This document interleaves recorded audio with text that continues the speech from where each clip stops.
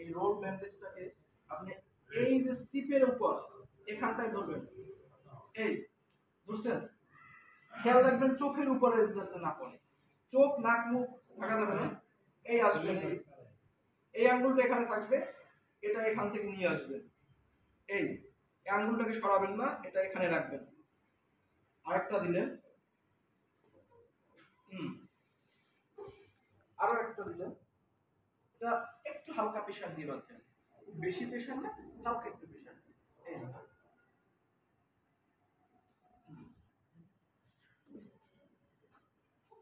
হলো। এরপরে গিয়ে এই অংশটাকে এখানে ধরে এই অংশটাকে উপর থেকে নিয়ে আসবেন, নিচ থেকে না, উপর থেকে নিয়ে আসবেন,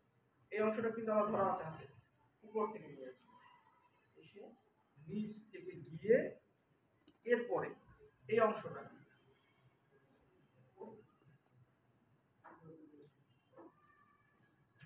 এরপরে এই অংশটা এর ভিতরে দেন,